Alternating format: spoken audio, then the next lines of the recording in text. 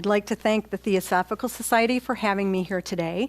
As you know, I'm here to speak about death and dying, but I'm also going to speak about how we can live our lives better with death as our teacher.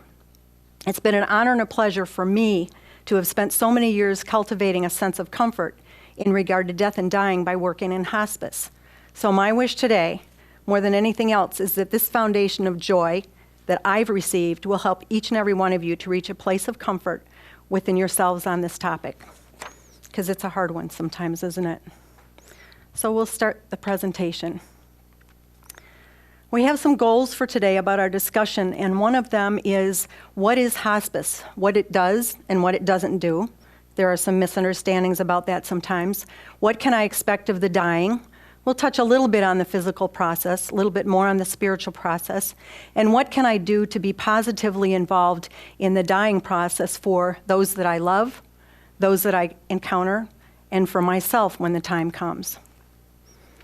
So my path to hospice growing up, I really had no exposure to death. I was in my mid-30s before I lost most of my grandparents. That was a blessing. But we had no young death, unexpected death, or violent death in our family at all. So I really had nothing in my personal experience to bring to the table for hospice. Nursing school, you would probably be surprised as I was to know, was they really didn't teach anything about death and dying, which is a surprise because on every end of the spectrum, in all the areas of nursing care, nurses are going to run into death and dying somewhere along their path.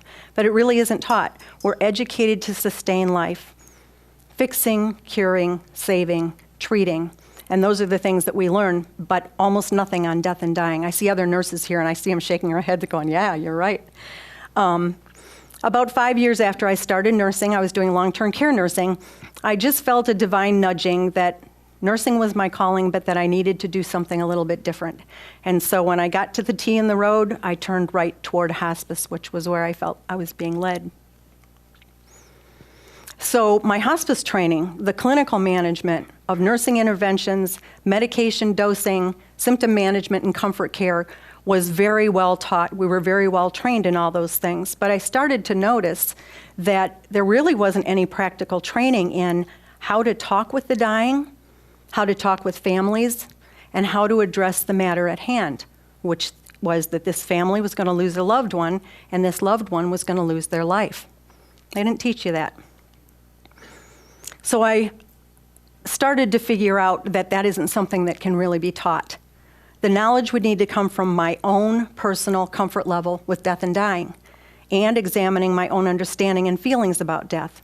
Because without self-reflection, how could I help someone else through their dying, through the dying of a loved one, and truly understand what their needs were going to be at those times?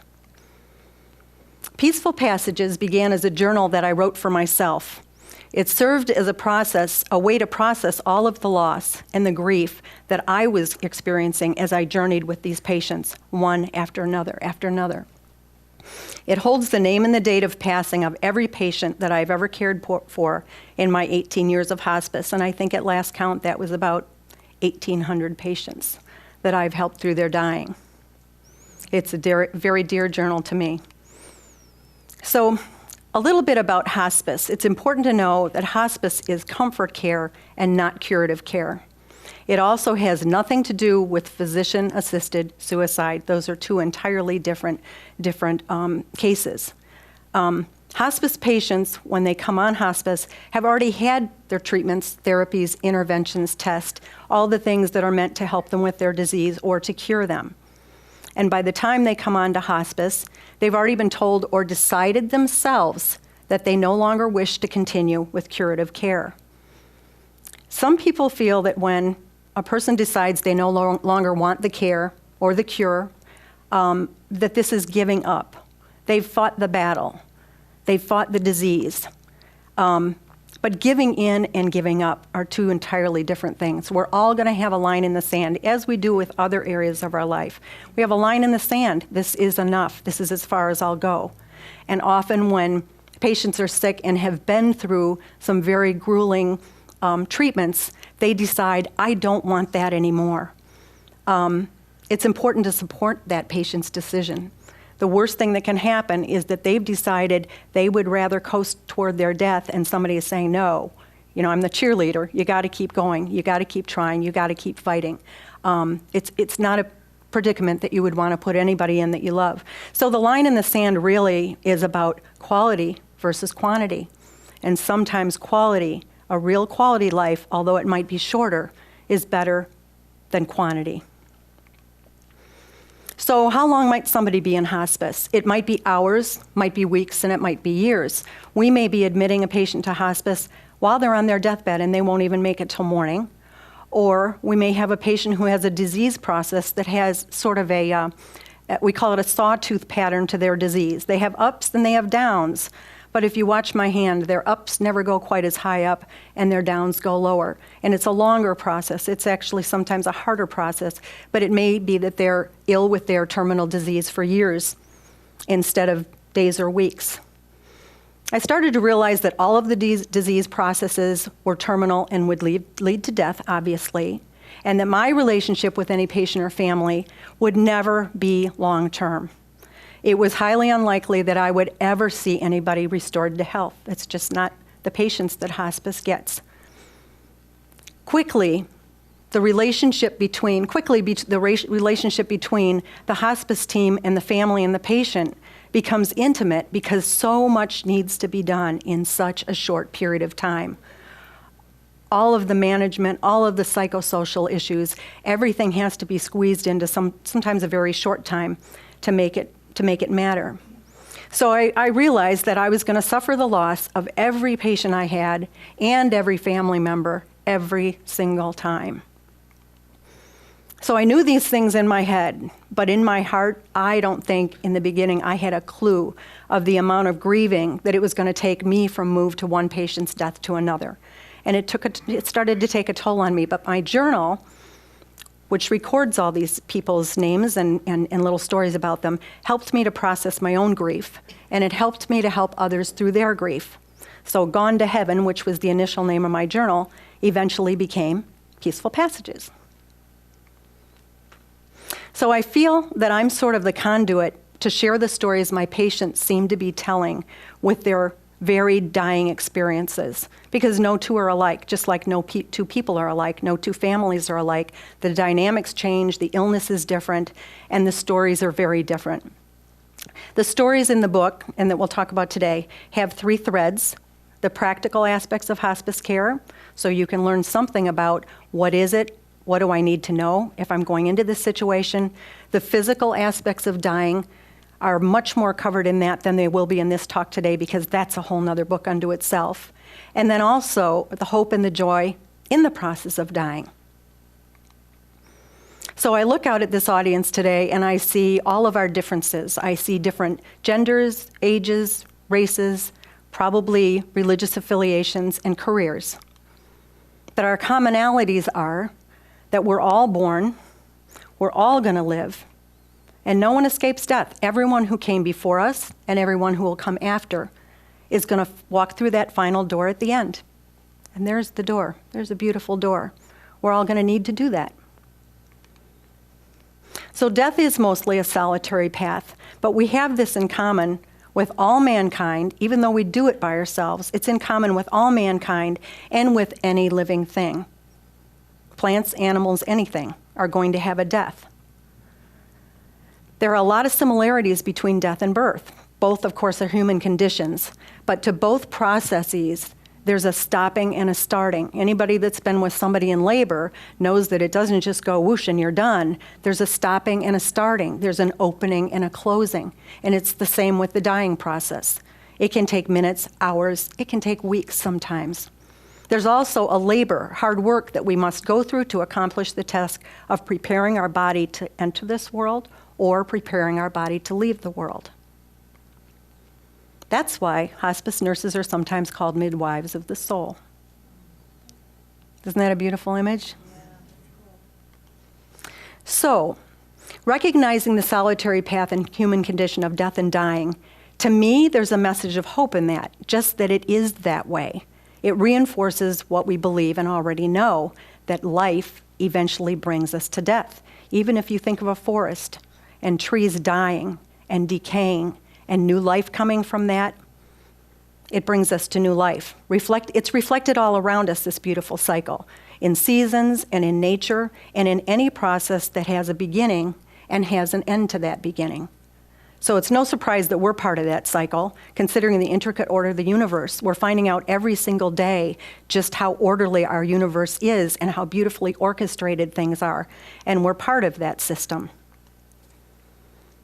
So the physical process, as far as hospice specialty, is mostly pain control and symptom management. That pretty much sums it up as far as our bodily needs during the dying process.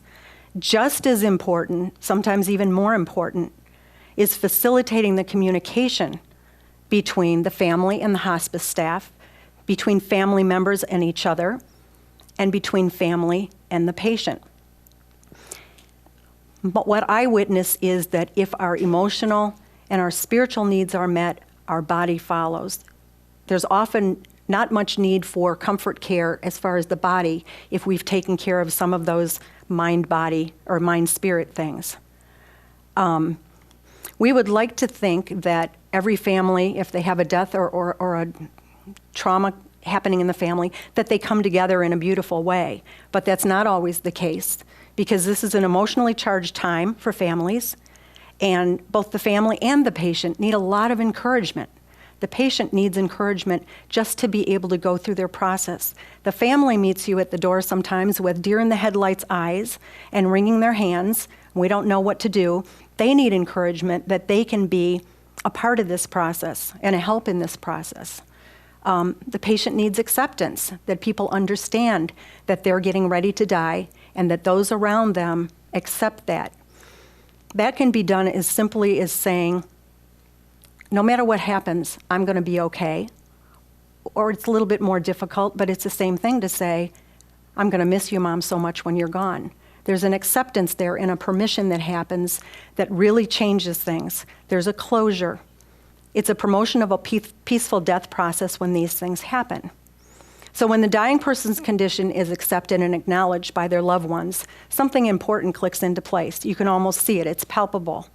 The process is eased. There's no more of the keeping the brave face or trying to do what other people want. They've been told, it's okay. If you have to go, it's okay. The process is eased, permission is granted, received, and the spiritual and emotional needs are met, and you see the struggle end. And that's what we would like to see for everyone. So why? Why does this happen? The acceptance and acknowledgement, assist the patient toward being able to relax into the dying process. And it also minimizes the worries and the disappointment and feelings of loss that family might be feeling even before the event happens. So a shift occurs that you can see, and it's almost like watching somebody go from drive to cruise control. And they start to think more about how well can I live rather than how long will I live. And this frees up their future. Can you see how that would happen? They would just be able to let go of all those burdens. So, hospice begins with a holistic approach. The nurse is in place for the medical needs and the collaboration of all of the team and all of the details. There's a chaplain assigned to every patient for spiritual needs. There's a nursing assistant who's assigned to provide personal care for someone who's too weak to do it themselves. And there's a social worker who does a little bit of everything, but her specialty is finding community services that might be able to come in and assist the family and offer psychosocial support during the dying. So how does all of this promote a peaceful dying process? Well, this is the gift that hospice patients have given to me, and it's changed my life. And I say that because perhaps they had to wait until their dying time to understand how to live another way. I learned it by proxy. I got to see this and understand it and hear it from them, and it's changed my life. So when hospice patients are unencumbered by the fear or worry that starts out with their disease and with family members maybe not understanding their situation, they're unencumbered by fear or worry. They choose to live happily. They choose to live peacefully. They choose their battles, or they let go of battles entirely. They don't sweat the small stuff, and they don't make mountains out of molehills. There's no time. Why bother, right? So hospice patients know. I have a little sign that's hanging on my refrigerator, my children will attest to this, for years, that says, "Worry doesn't empty tomorrow of its sorrow. It empties today of its strength." We won't have this full knowing until it's our own final decline, except for me, because I got to learn it now. But we can begin to change that. We'll go into some of that. So here we've got our pessimist, Charlie Brown, and our philosopher, Snoopy. And Charlie Brown says with a big sigh, "One day we're all going to die." And Snoopy says, but on every other day, we're not. So that's a way to look at our life as if there is one day that this is going to happen, but every day between now and then is going to be something beautiful and something special. So hospice patients, when they get to this point, begin to surround themselves with what feeds them, whether that's nature, art, music, literature, friends, family, favorite places.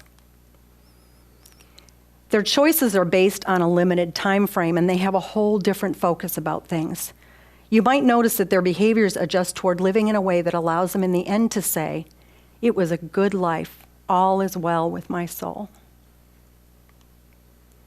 So historically in North America, I don't think this is news to anybody, we've been socialized toward an aversion to death, right? We know it. We feel it.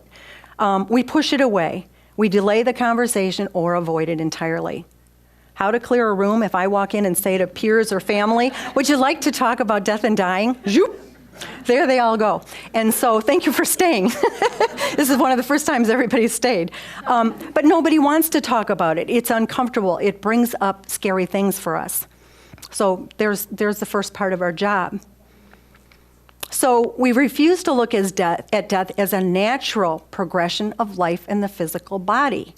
We see it as it's happening. I don't look and feel the way I did when I was 16 or 23 or 55. We see it happening, but we refuse to acknowledge where that's leading. And sometimes we tend to turn the experience over to professionals who, even though they don't know the dying person like we do, they don't know my mom or your brother or your husband, they tell us, we rely on them to tell us what to do, what to think, how to feel, and what to say. It feels good to hand that off, but it's not right. We could do it better. So my favorite hospice cases are with a little bit of guidance and training that families feel competent to perform the care for their loved one. The families that say, "We can do this." The families that say, "Janet will call you if we need you." I'm doing the happy dance out the door when that happens, because it makes me so happy that they've got that feeling that they can do that. So the families partner toward their own unique experience in their own family. And it's a huge success and triumph, because how are you going to feel after you've successfully helped a loved one toward their death, a pain-free, peaceful death? For the rest of your life, you're going to hold that in your heart, I pretty much guarantee. So competence equals confidence. Education alleviates anxiety, and preparation surmounts fear. So think about the preparation for other life events. Buying a car. Would you not look at the sticker price or not test drive it before you bought it? That would be kind of silly. Buying life insurance. Would you sign it without reading that it's what you're going to need when the time comes? Taking a vacation. Is anybody just going to drive away without their GPS or a wallet full of money and no plan of where to go? We make preparations for other things. It's almost ridiculous that we don't for this. So think about having a baby. This is a big one, and it's at the exact opposite spectrum as dying is, our birth. Many babies are planned. So even before that child is conceived, there's been a plan to bring that child into the world. We take a class, and we're going to learn how to breathe, and we're going to learn how to relax our muscles so that process goes easier. We're probably going to get a doctor, search around for a doctor that we know and like. We're going to play music that we've already chosen very carefully for when the baby's born. I bet in that little suitcase there's an outfit for the mom and the baby to go home, so we've already planned that. And probably before that baby leaves the hospital, they already have a name. So you can see on that end of the spectrum, of course, it feels like a happier event, but look at all of the preparation that we have for that event. Death is a major life event. Someday we have to look at that and we've got to say, I need to step up. So So typical preparations for death might be that somebody would prepave their funeral, and it's usually, I'm going to do this now so I don't have to think about it. It's not part of the process of thinking about it. It's let's get done with it so I don't have to think about it anymore. It's done.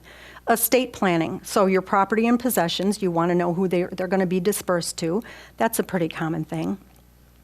And then the medical part. What do I want and not want if I should become incapacitated for making my own decisions? Those are pretty common to do. But the atypical preparations for death, which are just as important, are the psychological, the emotional, and the spiritual ones. And we don't do it. So what holds us back from that? What holds us back? Here's a quote by Randall Krakauer. He's an author and a medical doctor, and he says, "Acceptance of one's own mortality is a process, not an epiphany." So it's not going to be a moment that I understand and I'm good with death. It's going to be a process, and probably it's going to have to be a process that I lead myself through. So take time to stand in your own personal space. Confront and discover your intimate feelings about death. What feelings come up when you think about death? What are you confused about? What are you fearful of? This is like an onion, by the way. You don't open it up and say, okay, I'm done with it. You take the skin off and you look at that layer, and then you take another layer off and you look at that and you go deeper and deeper and deeper. And that's really the only way to uncover how you really feel and where your feelings are going to settle as far as something this serious. So you can ask yourself, is death scary or might it be sacred? Is it sad or could it be joyous? Is it an end or could it be a new beginning? Do we have fear of the unknown? Of course we do. Anything we've tried the very first time in our life has been scary. And if it's been something that nobody's been able to guide you with, doesn't come with an owner's manual or guidance, it's twice as scary. So understandably so, death is scary.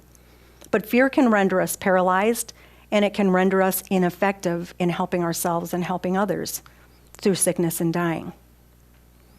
So hospice patients, in my mind, are in a space that they are the most vulnerable, they're the most beautiful, and they're most authentic that they've ever been. A hospice secret is that people die the way they live.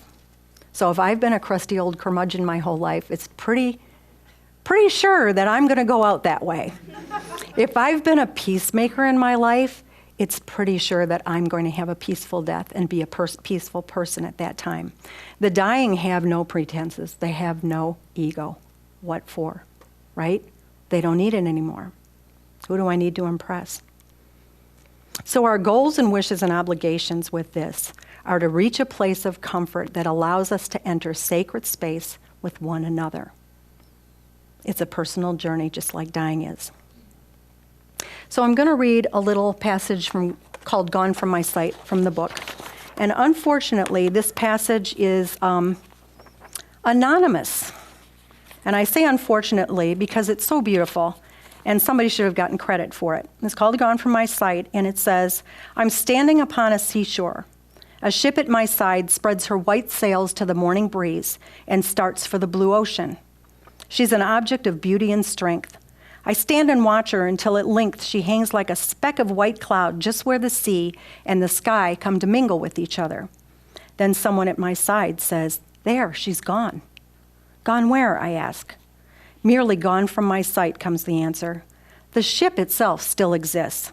She is just as large in mast and hull and spar as she was when she left my side.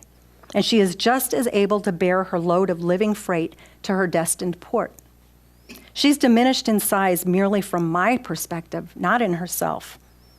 And just at the moment when someone at my side says, 'There, she's gone,' other eyes are watching her approach, and voices are ready to take up the glad shout, 'Here she comes,' and that's dying." Isn't that beautiful? It's widely used in funerals and memorial services and things like that, but somebody should have got credit for it.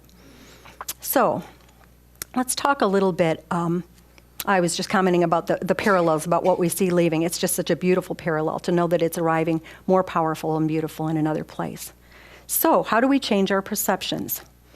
I'm going to talk about a Cherokee legend between a conversation between a grandfather and his grandson. And this also came up in a movie called Tomorrowland, between a father and a daughter. But the grandfather says to the grandson, there are two wolves in life, a big black wolf and a big white wolf, and they're always fighting. They're fighting and fighting and fighting.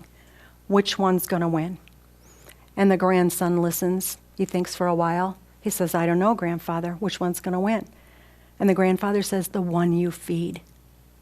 The one you feed. So which one do you feed? In any area of your life, which one do you feed? You can make that choice. In the death and dying, which one are we going to feed? So I would also like to mention that there's few similarities between the death we see on TV and movies and in real life. We see violence, and we see crisis, and we see emergencies, and we see death that doesn't look very pretty most of the time. But in a controlled setting, in controlled circumstances, I like to say that it's like seeing a candle slowly burning down, a little more and a little bit more and a little bit more, until finally it's just extinguished. And it really can be that beautiful and that quiet. So let's talk about some cultural progress that we have made. In the 1930s, my mom's experience, she was a little girl. She lost her mom at 3. She lost her dad before she was 12. And the societal trends around that time were that people were discouraged from talking about the deceased. It's as if they never existed. Even to the children, we don't talk about that. And explains how death got secreted away from what used to be the homestead, where all the births and deaths and everything in between happened at home. But part of our culture changed that, and then it was on a downward slide as far as us being comfortable with death. 1950s and 60s were pretty much the same, but then in the 70s, a major shift regarding funerals happened, where it used to be 3 days. I remember as a child, 3 days of a funeral home, towels over the mirrors, dressed in black, weeping and sobbing and shushing the children. We changed that, we shifted that to what we now consider a celebration of someone's life. So how much more healthy is that to celebrate who they are and what they accomplished and who they were to you, rather than all of this deep mourning and the way that we had done it. I don't know if anybody was familiar, but in the 1990s, there was a trend called death dinners. Did anybody ever hear about that? Okay. See? So families were getting together at the time. They were actually called death dinners. And families were getting together at the time and gathering the whole family like you would for a holiday. The children, the grandparents, aunts and uncles, everybody, and having a big dinner with the focus being talking about death. And so they talked about their thoughts, their fears, their wishes, and getting the conversation out of the shadows. It was really healthy because it gave people an excuse to do it, for one thing. And the second thing is that even the children were hearing their parents talk about their impermanence. Grandma and Grandpa finally got to say, I don't think I have much time here left on the earth. So these were really, really good things to have happen. It didn't last long. People thought it was morbid, and the trend died. We could start it again, though. We could start it again. We could do it in our own families. So, journeying forward, our goal is helping ourselves help others with dying and to be fully present in the experience. I think some of us know what centered and grounded means, but even if we know it, wringing my hands and being at the door with the deer in the headlights look and worrying about it isn't being fully present. And the way that I can eliminate not being able to be fully present is to do some of the work that allows me to be fully present. And we know what some of those are, and we'll talk about some more. So doing our best in this situation of helping someone die or assisting ourselves in our own death, doing our best is going to be receiving our best. And it allows us to be a part of the process instead of a part of the process. We'll journey with another, and what a gift for both parties. Every explorer that's ever lived, that ever discovered anything, had to venture from one place of comfort to uncharted territory for new discoveries and adventures, or those discoveries never would have been made. It's not really so different than this. We're the explorers. So I want to tell you a little bit about Michael and Mary's journey. This was a very recent patient that I had, and even after all these years in hospice, it was a very unique closeness that this couple had, and I was their nurse, so I got to witness this with my eyes and with my heart every single day for a long time. So it's a story of incredible willingness for them to enter this uncharted territory for the sake of another. Michael was only 57 years old, young, right? He'd been married to Mary for 30 years, and they still had 3 of their 7 children living at home. So after Michael received his terminal diagnosis, Mary halted every aspect of her life to spend that precious time and valuable time with him, and to be totally engaged on every level and devoted to him on his journey. Together, Mary and Michael joined hands, they joined their heart, they joined their spirit, and they walked through his dying together. Mary was able to get on Michael's level and meet him where he was at and to ask him the hard questions. What is this like for you? What do you need for this to be easier? How can I help you get ready? And what are your fears? Michael became homebound pretty quickly with his illness, and Mary brought him catalogs from the funeral home. In the privacy of his own house, she allowed him to choose his casket, and when he had done so, she asked him to help choose hers. There wasn't any need. Mary wasn't sick, and she's a fairly young woman. But this is what she decided to do. If I'm going to be in this, I'm going to be in this. She wasn't just talking the talk. She was walking the walk. Mary chose to take every step of the journey with him. She visited burial sites, pulled out her cell phone, took pictures, and purchased cemetery lots together with him. This is where we are going to be, not this is where you're going to be. It was rare and beautiful to see this closeness and how they walked through this together. Total connectedness. Michael had company on the whole journey, no isolation, no separation from his family or others, and he had a happy and peaceful death. So this example shows us that it can be done. We can be an integral part of the dying process for someone else if we want to do the little bit of work that comes along with it. So where does faith fit into this?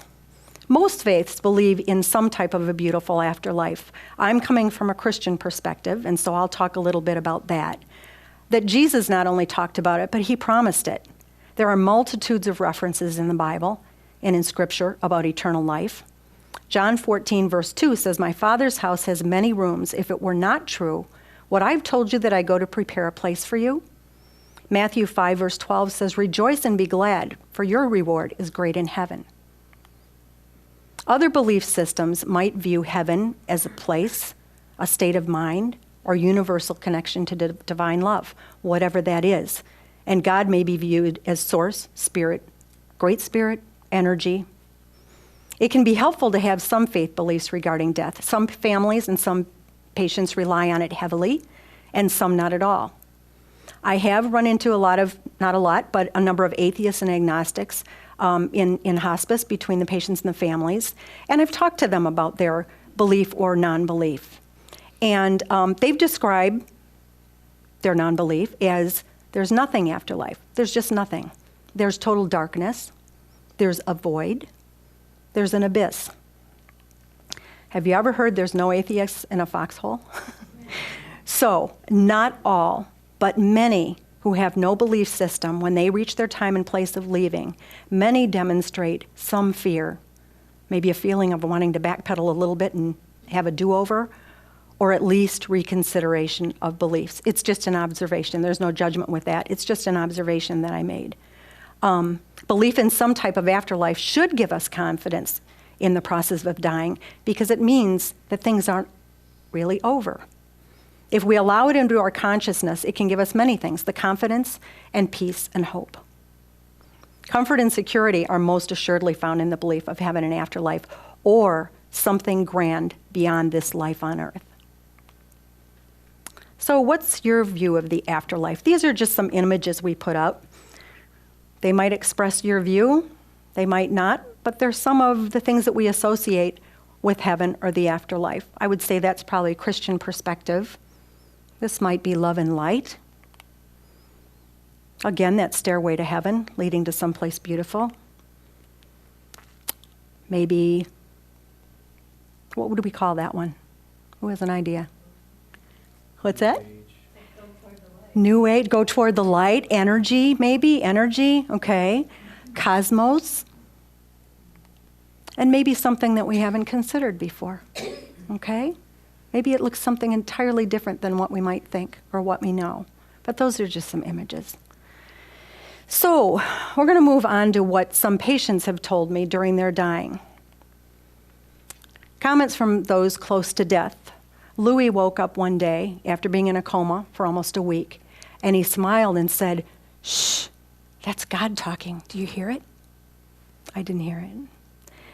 Andy looked around the room just moments before he died, and he said, "My gosh, there are 8, 12, 19 angels in here right now." A very dear patient of mine who recently passed told me every single night before her death that her mother showed up holding a book of light out to her. These are very comforting things when you're getting ready to leave. This one, we had a new patient coming on hospice, and he had been just talking to me and drinking a can of lemonade a minute before, but then he said, "You'll have to leave, they've come for me." And we said, "Who's come for you?" And I knew his wife was deceased, but he made a motion like this to his side. He said, "This is my wife." And he bowed his head and he said, "And this is our Lord." So we did what he asked. We left the room, and he was gone within 5 minutes.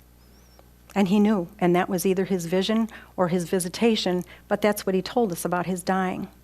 Here's some kind of funny ones. I had a patient who was actively dying. She hadn't spoken much, but she woke up one day and was addressing all of these people, one by one, that we couldn't see. And I sat on the bed with her, and I held her hand, and she continued to talk to the people behind me that she saw. And she said, "Oh, look, there goes a gaunter." And I said, "A what, Anna?" And she said, "A gaunter." You know, gaunter is my grandfather's surname. And I had never discussed that with her. I don't know how she knew it, but she very clearly told me twice that there was a gaunter standing behind me. So another lady who had severe dementia, she couldn't have even told you her name. As she was dying, and I was sitting with her, she grabbed my hand and she said, "Remember, you need to finish your book." We had never talked about a book. She wouldn't have remembered if I had, but very clearly she was tuning into whatever you want to call universal consciousness or tapping into something about my energy that was giving her these messages. So remember that they're experiencing something new, a higher level of understanding and vision and communication. And it's very interesting. And I guess the main point of showing some of these is because that's what can be in store for you if you work with the dying, if you take the time to be comfortable enough with it that you're open, okay? So I'm going to read something else called A Penny from Heaven. Really short, but it also tells about these little bits of wonderful, wonderful magic that happens sometimes. This actually happened several weeks after a young man died, and his mother called to report this to me. But she had been connected to him prior to his death, during his death, and still felt that strong connection after. So, the death of any person, no matter the age or circumstances, is difficult for those left behind. No matter how much preparation one has to face the event, it's never enough for the actual loss when it occurs. If the relationship had been close, then missing the person is what's hardest. If the relationship had been strained, it's the loss of the opportunity for it to have been something else, something better. There might even appear a sense of guilt or remorse, a wishing that things had been different, that one had done more, or one had loved more. I think the most difficult grief, however, is that of a parent when losing a child. No one expects to outlive their children, especially before the children reach adulthood. It becomes not just the loss of the special persons the parents brought into the world, but the loss of so many hopes and dreams. Brian was only 18 years old when he died. He and his mother had shared a special bond. Understanding and remembering that closeness made it easier for her to bear her grief most of the time. She was a spiritual person and usually felt strengthened by the time that she spent praying after Brian died, but one day her strength was gone. She missed her son and began to feel anger. She turned her anger into a prayer of sorts and cried, "Why, Brian? How could you do that? I don't understand." She said she wept for a long time in a way that she hadn't allowed herself to do since her son had passed away. Having spent her anger and energy but feeling lonely and empty, She went to the local supermarket. She remembers every detail of what happened next. She says that she was standing in the pudding section of the store and looked up to see a middle-aged man about 6 feet away who was staring at her intently. He had a hat on, a slight beard, and the bluest eyes she had ever seen, except for those of her son, Brian. I can attest to that blue since I had visited Brian during his illness. He had eyes the color of clear Caribbean waters, exactly like those of the man she was meeting now.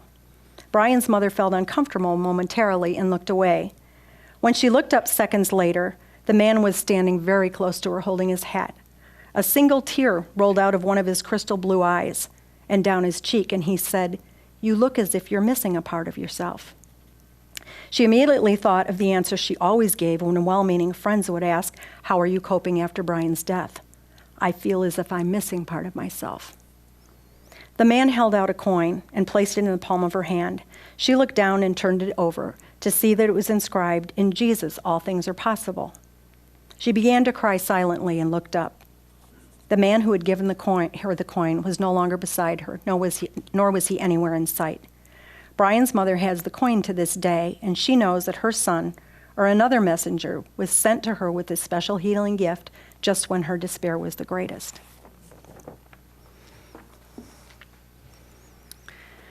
So, some of the behaviors of those close to death, and these are frequent. This isn't a once per chance thing. These are frequent or pretty universal. Smiling at something unseen, looks of ecstasy and awe, witnessing unexplainable joy during dying, plucking at clothes and blankets. They pluck out in the air as if they're trying to reach something, and they pluck at their clothes as if they're trying to get out of their earthly body. That's what it looks like to me. One man was plucking out here and smiling, and I asked him, "Jim, what are you reaching for?" And he said, "Jesus is tossing me gold coins, and I'm catching them." And he was delighted to be playing catch with Jesus. But also the words, "I need to go home," even though they are home, even though they know they're home, they know that they're getting ready to leave. Those are some of the things that we see and hear. I feel, we have ascending here, but I feel a descending of something sacred in the dying space. I feel a divine presence that's comforting, enfolding, and loving. Sometimes we'll see a wisp like smoke or steam come up from the body as the spirit leaves or gather in the mouth. Sometimes we'll see a glow of a little bit of violet color usually around the person in transition as if their inner light is already visible. The evidence isn't always seen, but it's felt in the heart as a fullness or knowing. Remember that only a glimpse of what the dying experience can be seen by us because it's not our time. I had a gentleman who only spoke Spanish, who was the patient, and his daughter was doing the translations. And when I arrived, she said, "I don't know. He's been looking at that wall and talking to his brother all day long, and his brother has been gone for 5 years."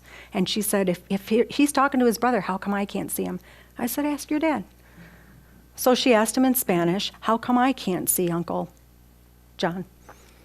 And her dad looked toward the wall and addressed the question there, and then answered back to her. And she said, "He says because it's not my time. It's his time."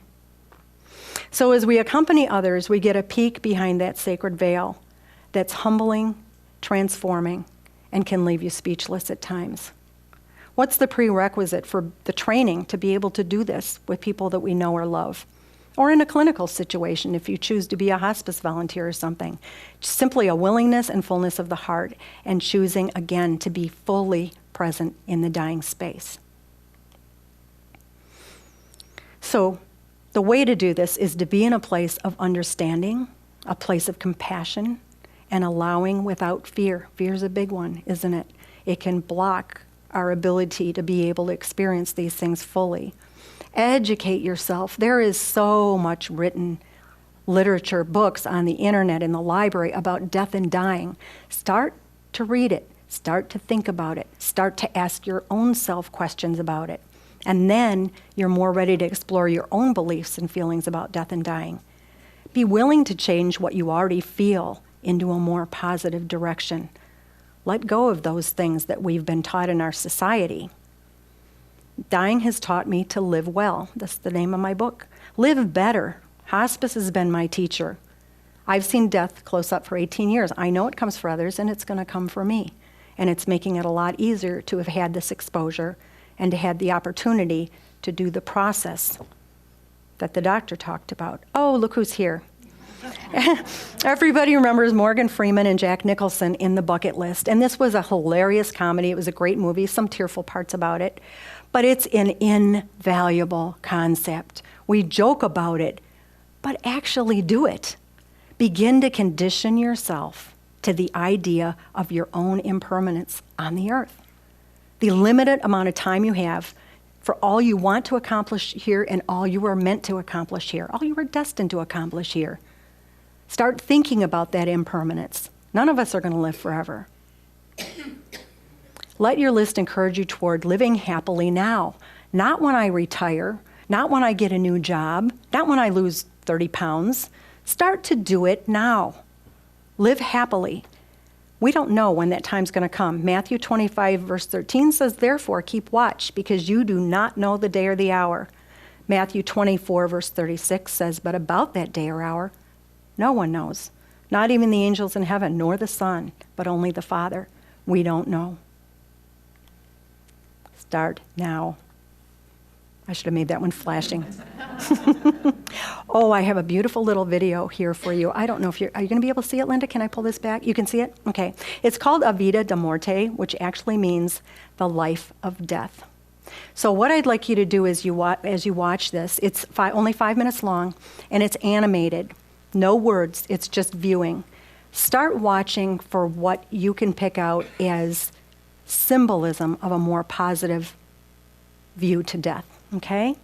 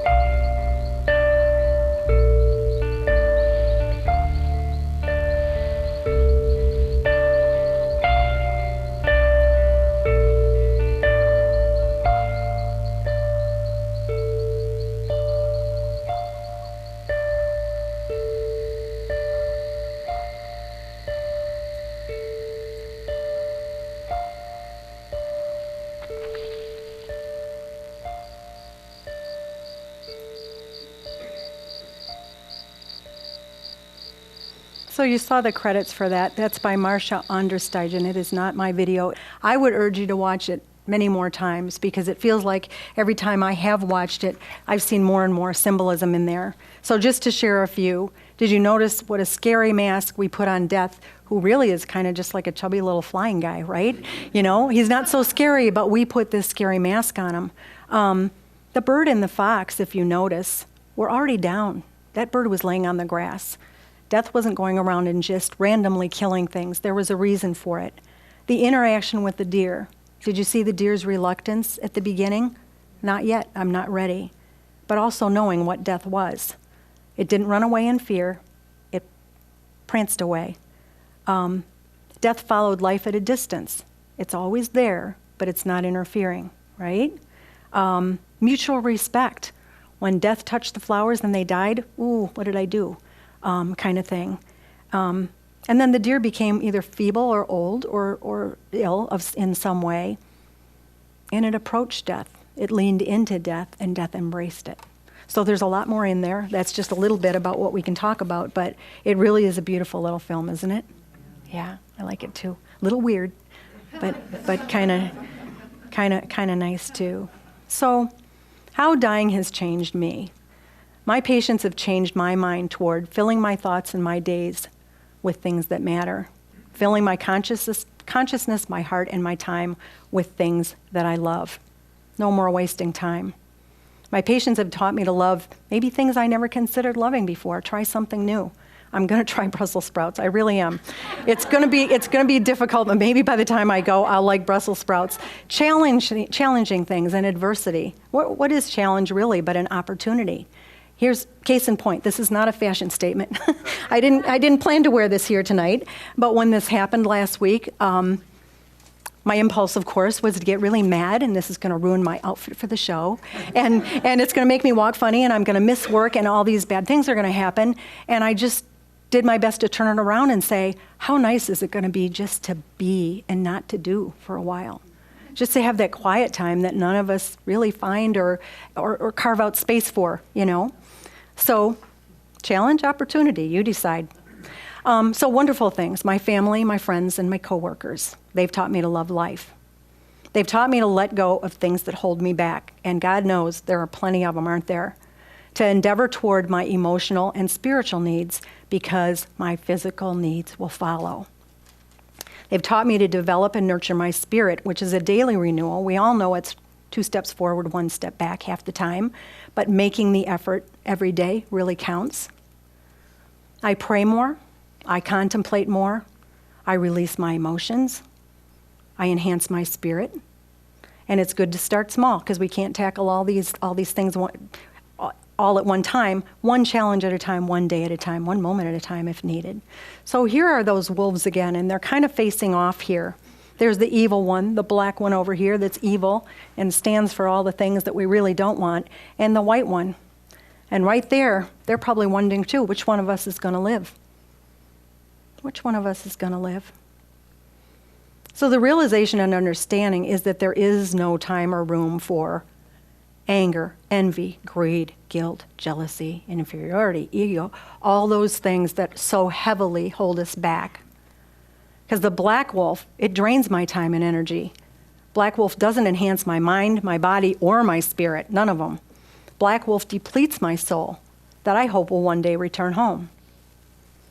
I'm enriched when I fill my time with all of these beautiful things, mostly heart energy, right? Heart chakra, joy, light, peace, hope, love, kindness, humility, trust, forgiveness. I have one more, gratitude, which is so important.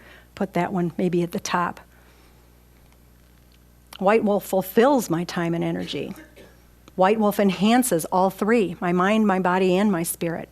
My white wolf enlarges my soul that I want to return home someday. So which wolf will you choose to feed? We can change our culture toward death, one person, one life, one death at a time. You have to be brave enough, courageous enough to educate yourself to be fully present when given the beautiful opportunity to be with the dying. Don't run from it. Don't shirk from it. Be courageous. Doing so is a gift to yourself and to another, as you journey holistically together. The rewards are worth it for others and for you in your own time. So all of these things that we've talked about today, promoting a peaceful passage, accepting and acknowledging the dying condition, confronting and discovering your own intimate feelings about these things, all are so important. Be willing to change in a positive direction, but furthermore, be willing to speak about death. Say the word. If you have to whisper it, fine. If you have to say it in the mirror a few times, fine. But be willing to talk about it and say it out loud and really discover what it means within you and with those that you love.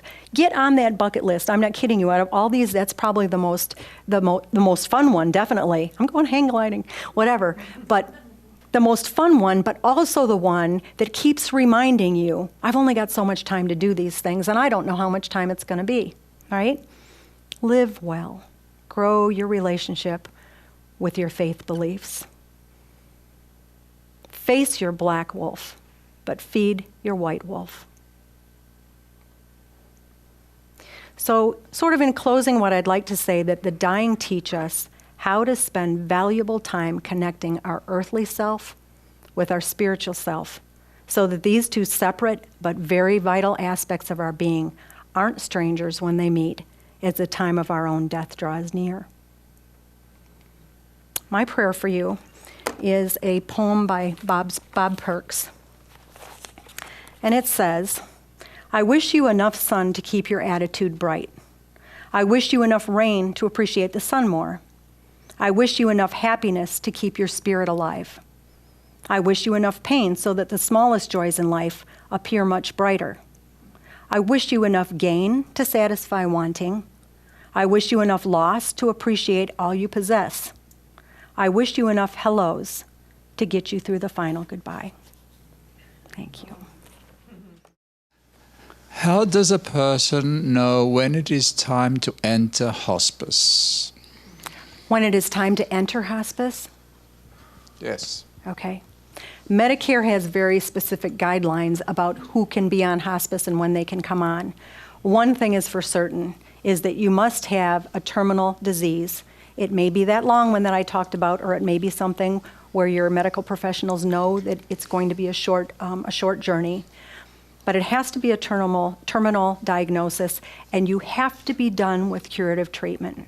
Because Medicare, as we know, has their curative treatment and they have hospice, but they don't cross over. So it would be after you've been given a terminal diagnosis and when you have decided not to have any further curative treatment. Does that answer your question?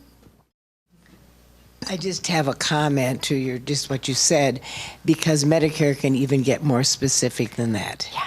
My mother-in-law died of kidney failure, and it was not only the fact that she had never accepted curative care because she refused dialysis, but that her blood work, her creatinine to be specific, had to be a certain number before they would let her go on hospice. So it can get really tricky. She needed hospice before that, but she didn't get it because they won't allow it. That's true. There's a whole nother conversation with that. I was giving the most simple answer for people that were interested in what are my basic guidelines for that. This has been a very enlightening lecture. And this year, a friend of mine and we decided to live this year as if it was our last. So every day we are learning something very profound about ourselves and what are our priorities. So it's been an adventure so far. So I have 9 more months to go. So I just have a question. What urged you to do such a thing? Pardon me? What urged you to make that decision? Well, I come from an Indian culture, and death has been part of us all the time. Yes. I mean, even as kids, we saw processions, bodies moving along, and we used to follow them all the way to the funeral pyre and watch it. And so I've always been wanting to do a practice like that. So this was just an opportunity that two of us, also, this friend of mine has been a hospice nurse for 30 years. Okay, now I know why you did it. That's a good reason. I'm glad you're connected with her. So there's the connection. Yes, yes. Thank you. spirituality for you is Christian based, and I wanted to know how you feel your spirituality changed when you look at yourself spiritually from before you started as a hospice nurse and now. Oh, I would say that I was probably a sunflower seed before, and now I'm the sunflower. It just exploded my spirituality within myself and with what I feel is my connection. And then a second question related to that. How do you feel about, I call it life after life because of Moody. How do you feel about life after life? There's a based on story your in the book experience? about my involvement in a death with a patient, where I accompanied them a certain way. But I do believe it. I hear it all the time. Many of my patients who are in the dying process had died in the past in this life, and they just skated right through because they knew exactly where they were going and what they were doing, and they talked about it and the magnificence and no fear. So I've seen that many times with my patients, yes. Will hospice eventually get involved in assisted death situations? More specifically, do you see hospice making sure that the caregiver has enough of the drugs needed for assisted death? That is not a line that we cross, especially because it's legal. In my personal belief system, that crosses a lot of lines. I don't believe that our government, like Medicare, is ever going to pay for assisted suicide. I think we're a long way from that, if ever. And no, I think that if more people understood and could see how beautiful a death can be under controlled circumstances with the right elements in place, meaning the people and the help that they can have with that process and our understanding and our being present, that I'm not even sure that there's a need. I have to disagree. Talking about healthcare, I think most of us here are baby boomers. And by the time that we get older, like the system won't be able to afford, to take care of all of us. So I think physician-assisted suicide will become an option during that day. Now, like your personal belief says that you think that this cheapens the death process. No, I didn't say cheapen. Okay, but I think it's tainted, because sometimes, like I said, to choose to take your own life when you have a terminal illness costs less than. Like if we're talking totally, just from a perspective of financial, will cost much more than a person choosing. See, but I think that's your personal opinion on that, and I can respect that, but I have to disagree with that. I didn't mean to imply that it was tainted in any way. It's certainly a different end of the spectrum than a controlled, natural, expected death. That's all I was saying about it. Do you work at a hospice in the Chicago area? Which one is Harbor it? Light Hospice that's right here in Glen Ellen. It's also, we're in 11 different states, I believe, right now. Are there volunteer positions there? Yes, there are. And what a great way to get initiated to the death and dying process by maybe companioning with somebody for weeks or months while they're a little bit more healthy, and then being part of that dying process before it's somebody that's near and dear to your heart. Not that they don't become that way, because they do. Every patient becomes that way, and every volunteer companion does as well. But it is a way to be able to do that. So yes, we do have volunteer department, very active volunteer department. I just want to ask you a question. I don't know, we don't have the experience. Nobody has the experience of death. So you think there is a threshold pain experience before death? If that is what I was thinking is, depending on what attitude I have towards fear of death or attachment to life, that might create some pain, and which I might, if I cross the threshold, I might resist the pain and go into unconscious and not experience the death. Or, is it possible that threshold is so low that we might not go unconscious and not experience the death? Well, we know that emotional pain and spiritual pain cause physical pain. And that's why being able to alleviate unencumber somebody that way is so important. It's an important part of the process. I'm not saying that nobody needs pain medication at the end of life. There is even the circumstance where somebody needs to be terminally sedated, which means that they have such great pain with their disease process, which may be compounded by emotional pain, that they have to have enough medication that they don't have to concentrate on their body. Because the evidence that I've seen, that we know, is that when you're concentrating on your body and the pain that's there or the feelings that are there, you tend to linger in the dying process longer than you have to. And so if you can get those things under control, away you go. I'm trying to understand exactly what hospice is. Is it a group of people that go from place to place, or is it a location? Both, actually. There are some hospice, freestanding hospice buildings, one in Joliet, one in Bolingbrook, one in Barrington Hills, where people can go at the very end of life, and they try to gauge this, which is hard to do sometimes, for being the last weeks, maybe the last month and a half. But there's a hospice team that will go to nursing homes, assisted living places, and private homes as that team to do the care in whatever environment that patient is in. So it's really both.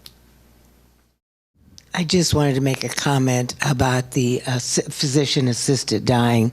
You know, in Oregon, where it's been legal for many years now, there's been many people that have passed all the criteria to get the medication to kill themselves because they have to take the pills themselves. But only, my understanding is only about 2 or 3% of those people who've been given the medication actually end up using it. It's the fact that they've got the choice, and the choice is sitting right there in a bottle in their house, that they can do this. But most of them, I mean, you know, if 97% of them don't choose it, that's pretty good. That's true, and that's sort of the benefit and the burden, like you talk about with medications, is it's sitting there in case I need it, but what if today I'm just having a bad day, and tomorrow I'd really like to still be here? You know what I'm saying? It's available and it's there. Those are all the tricky questions that kind of fog up the conversation about that, right? Yeah. All right, Janet, I just have a couple comments. One, when I started doing hospice work in the 70s, the average stay for the patient was 6 months. When I went back to do an in-service in the 90s, it was down to 2 weeks.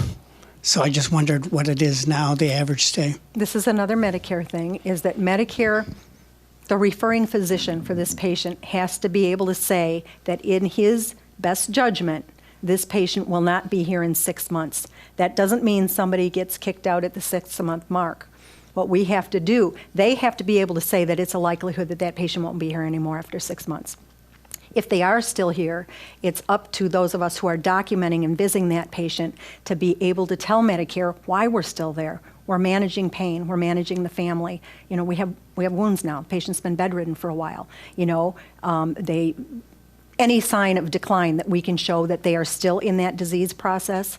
Doesn't matter so much with the cancers and things like that because those are pretty much self-limited. But things like Parkinson's and things like Alzheimer's that can have a very long trajectory sometimes are a little bit difficult. And sometimes people do graduate from hospice. It's been a year, things haven't changed, they've leveled out a little bit, and they come off hospice until such time that they start their decline again. And then they can be readmitted to hospice again.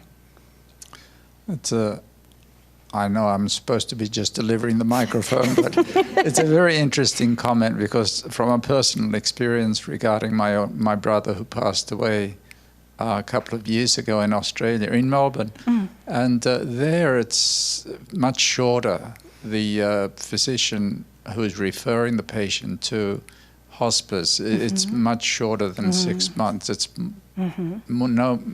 between 2 weeks and a month, I think, is the It's pretty hard to gauge, so they must have some crystal balls there. Well, they don't, but if they feel that it's not like, for instance, my brother had pancreatic cancer, and he was given like 3 months, and they wouldn't move him into hospice until the last few months, the last 2 weeks. Yeah, one way I'll address that, John, is that 18 years ago when I went into hospice, Jim, you might know this as well, is that people came on hospice pretty much as they were dying. It was much closer. If you had them for 3 months, that was a long-term patient.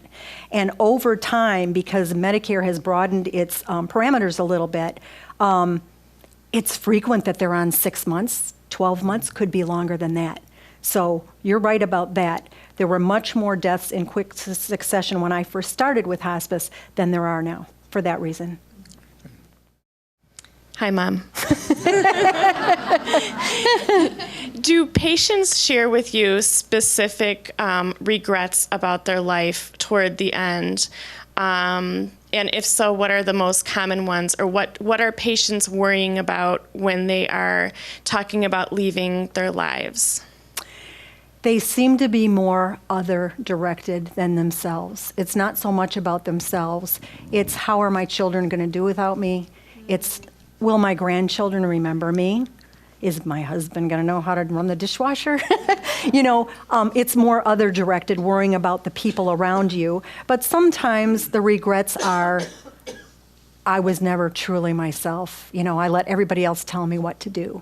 Or there were things I wanted to try, and I never gave myself permission to do that. So those different kind of things that are heavy on their soul. But a lot of them are directed outwards. Their tasks at the end, they want to be writing letters to their children and to their grandchildren and making contact, even by phone, to people they haven't seen that meant a lot to them, or that maybe they butted heads with somewhere along the way and never cleared that up. It's important. They want that unfinished business to be taken care of. Yeah. There's one more question through the internet. Oh, no. When my brother was dying in hospice, he kept putting his hands on the top of his head and trying to tell me something. I thought that he was trying to tell me he wanted to leave. Have you ever seen anyone else do that before? Do you have any idea as to what he was trying to do? We see a lot of behaviors, and we talked a lot about them, and we can really only guess at what that looks like.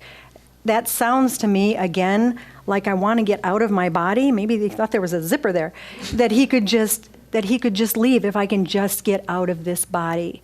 But it doesn't reflect pain. It doesn't really reflect what we think of as anxiety. It's more, I have something to do and I can't get it to work. I can't leave. And so there are people that we're constantly dressing because they literally take their clothes off every 5 minutes, again, in an effort, I think, to try and get out of this earthling suit and go. So it may have been related to that.